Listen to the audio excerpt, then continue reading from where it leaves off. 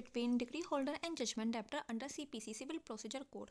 जो degree holder होता है उसको हमारे सेक्शन 2 के 3 के अंदर डिफाइन करा गया है सीपीसी के, बट जो हमारा जजमेंट डेप्टर है उसे डिफाइन करा गया है सेक्शन 2 के 10 में।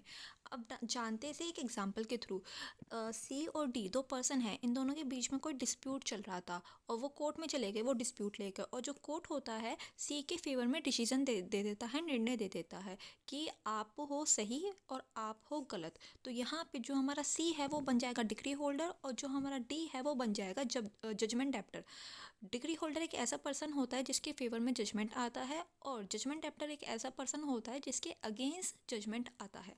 अब इसको थ्योरी में समझते हैं। A degree holder is a person who received a favourable judgment. वो एक ऐसा व्यक्ति होता है जिसके फेवर में जजमेंट आता है इन अ कोर्ट केस, किसी कोर्ट के केस के अंदर। While on the other hand the judgment debtor is the person who is required to satisfy the judgement.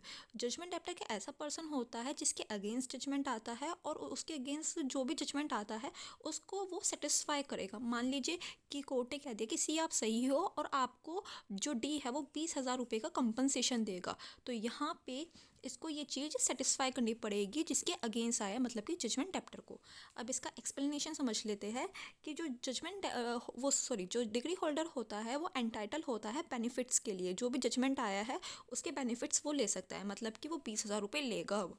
But जो हमारा जजमेंट डेप्टर होता है वो क्या होता है, उस पर ऑब्लिगेटेड है फुलफिल द जजमेंट। जो भी उसके अगेंस्ट जजमेंट आया है उसको अब वो फुलफिल करना होगा। हो सकता है कि उसको फाइन देना हो, ये जजमेंट है, या फिर उसको कोई क्या कहते हैं पनिशमेंट हो कि 1 साल की जेल हो रही है, 2 साल की जेल हो रही है। तो जो भी उसके अगेंस्ट जजमेंट आ रहा है अब उसे वो फुलफिल करना पड़ेगा। तो यही बात कहता है सेक्शन 2 का 3 और 10 कि डिग्री होल्डर और जजमेंट डेप्टर क्या होता है।